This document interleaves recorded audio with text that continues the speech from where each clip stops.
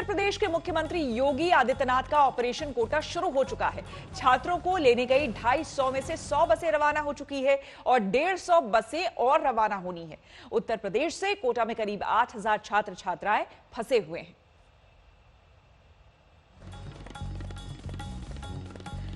और सीधे बात करते हैं, बिहार के सूचना एवं जनसंपर्क विभाग के मंत्री नीरज कुमार हमारे साथ जुड़ रहे हैं।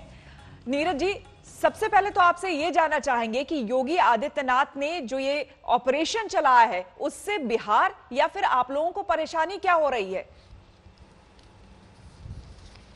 नहीं, सबसे महत्वपूर्ण विषय है श्वेता जी कि मैं यह बताना चाहता हूं, आदरणीय प्रधानमंत्री जी का संबोधन, उस संबोधन में है किसी को खाने की परेशानी, किसी को आने जाने की परेशानी, कोई घर परिवार से दूर है, लेकिन आप देश की खातिर एक अनुशासित सिपाही की तरह अपना कर्तव्य निभा रहे हैं। यह आदरणीय प्रधानमंत्री जी ने कहा 14 तारीख को। सोशल डिस्टेंसिंग और लॉकडाउन का बहुत बड़ा लाभ देश को मिला है।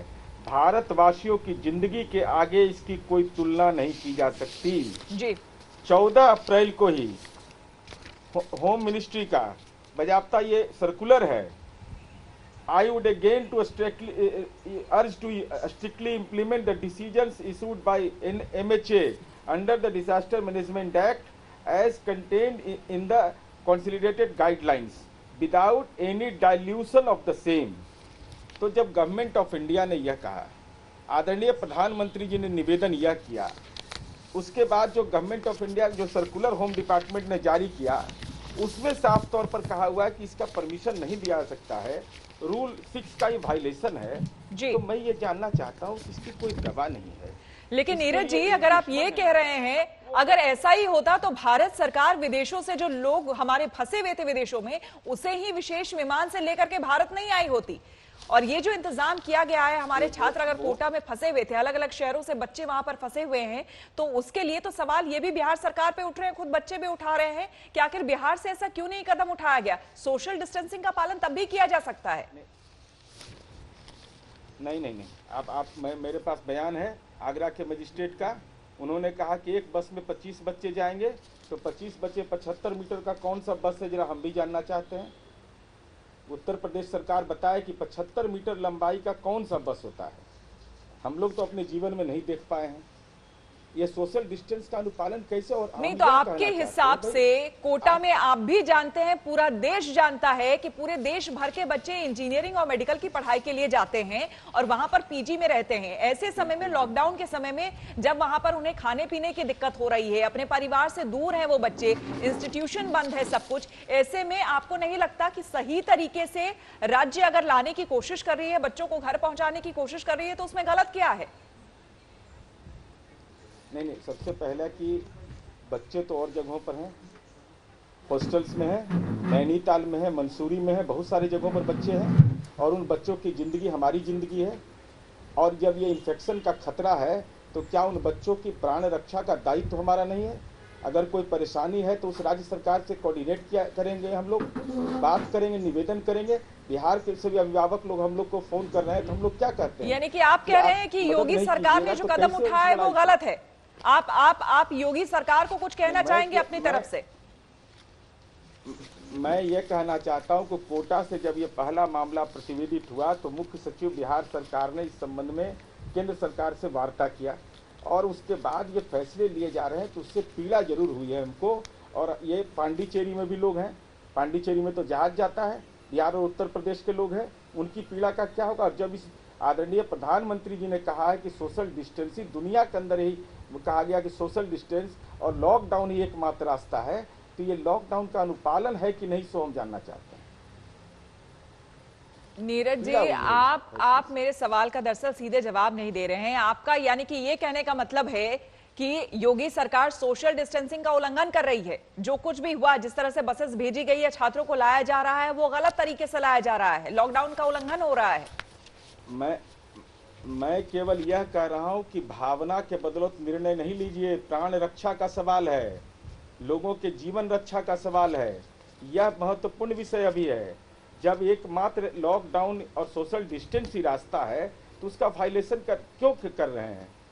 नहीं, लेकिन अगर जो दक्षिण की सरकार है वो भी छात्रों को निकाल रही है, उत्तर प्रदेश की जो सरकार है वो भी अपने यहाँ के छात्रों को वहां से ला रही है, तो बिहार की सरकार को ऐसी परेशानी क्यों हो रही है? मजदूरों के मामले में भी तो आप लोगों ने यही किया। जिला मुख्यालय से अपना गांव नहीं जा सकता है, जिला मुख्यालय से अपना गांव नहीं जा सकता है कोई व्यक्ति। हम लोग के भी परिवार के लोग हैं, वो हमारे बाहर हैं, हमारे भी बच्चे बाहर हैं।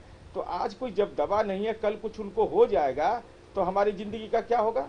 आपको नीरज जी ये नहीं लगता है कुछ दिनों पहले ही मजदूरों की जो तस्वीरें सामने आई थी, चाहे वो दिल्ली से सामने आई थी या फिर मुंबई से सामने आई थी, अगर राज्य सरकारें सही समय पर कोऑर्डिनेशन, प्रॉपर कोऑर्डिनेशन के तहत काम कर लिया होता वो सब, तो वो तस्वीर शायद हमारे देश में देखने को नहीं मिलती।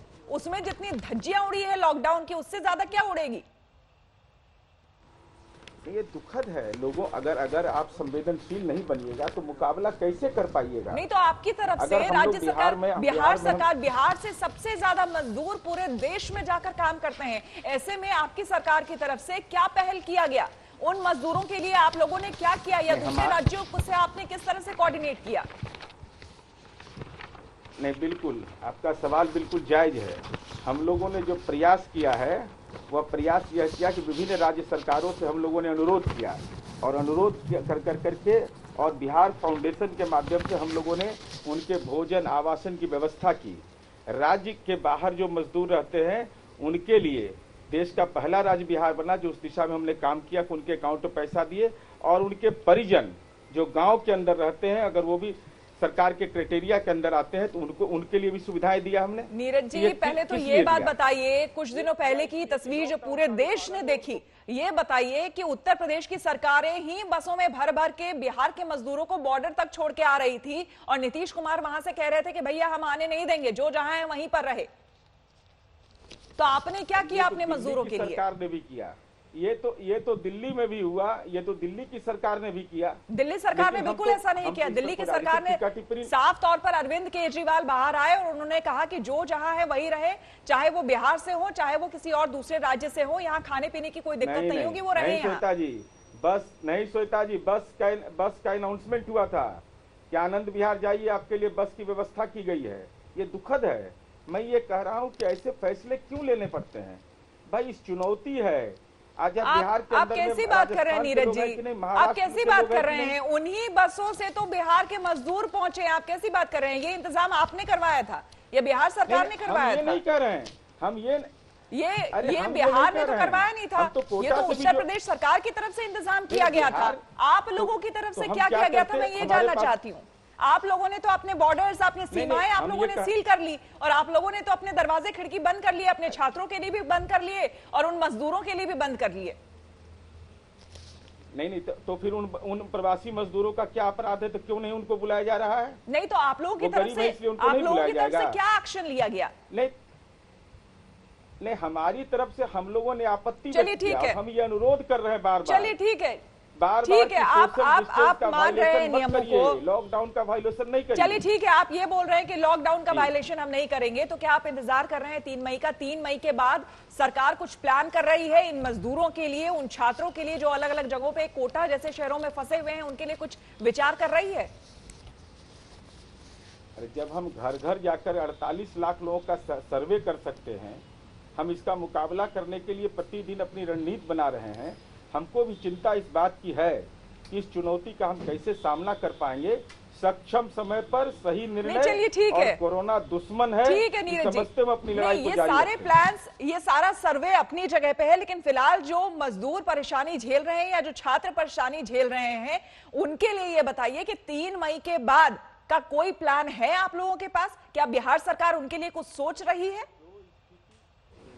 जो स्थिति उभर कर आएगी उसके हिसाब से जो भी तयशुदा मानक हैं, हम उनकी चिंता लगातार कर रहे हैं, करते रहेंगे, और जो जिम्मेवारी बढ़ेगी उसका भी अनुपालन करेंगे। यानी कि अभी तक कोई प्लानिंग नहीं की गई है, उनके बारे में अभी तक कुछ नहीं सोचा गया है। स्टेशन पे भीड़ उमड़ पड़ती है मजदूरों की, मजदूर परेशान है, भूखे बाहर बैठे हुए हैं अपने परिवार के साथ, छोटे छोटे बच्चों के साथ सड़कों पर दिन गुजारने को मजबूर है। गुजरात में आधी रात में मजदूर, बिहार के मजदूर बाहर आ जाते हैं, और आप कह रहे हैं कि आप उसके बाद 3 मई के बाद भी आप सोचेंगे।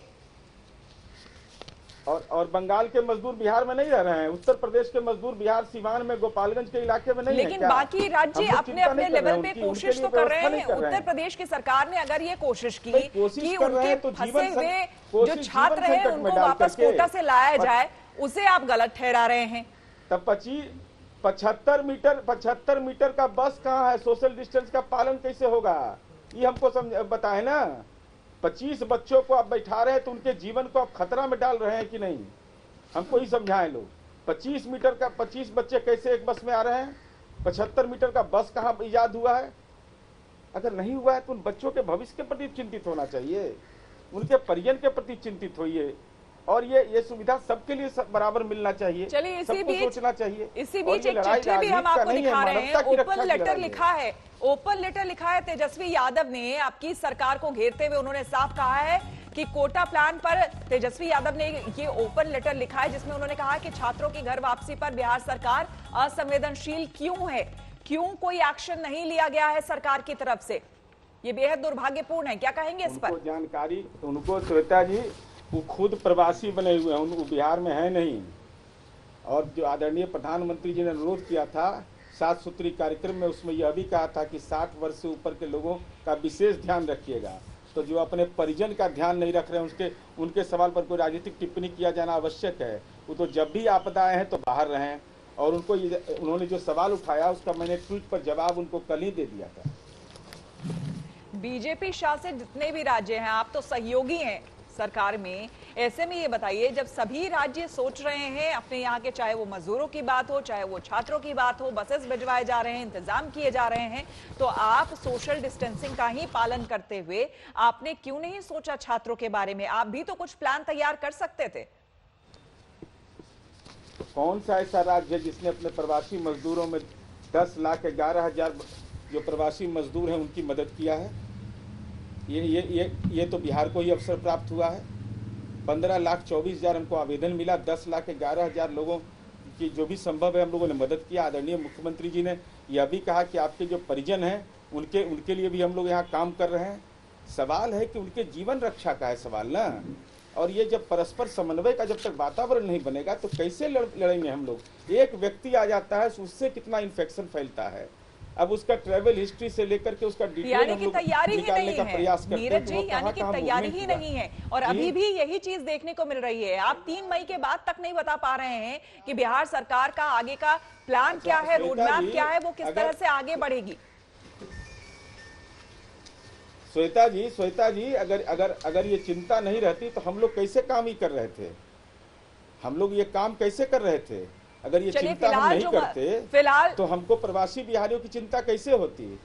उन बच्चों के सुखद भविष्य के लिए, उनकी जीवन रक्षा के लिए, ठीक है, नहीं तो जीवन रक्षा की अगर आप बात कर रहे हैं तो जो मजदूर फंसे हुए हैं अलग अलग राज्यों में, या जो ये छात्र फंसे हुए हैं कोटा में, उनके लिए आपने यहां से क्या कर लिया? उनके जीवन रक्षा के लिए आपने क्या सोचा? जो कि पीजी में रह रहे हैं, इतने लड़के या फिर कई सारी लड़कियां एक जगह रह रही हैं परेशानी में, जिनके पास खाने को दिक्कत अब हो रही है, जिनके पास पीजी में, जहां कई ऐसे पीजीज है जहां पे जो मकान मालिक है वो तक नहीं रहते हैं, ऐसे में खाने पीने की दिक्कत, तमाम तरह की चीजें।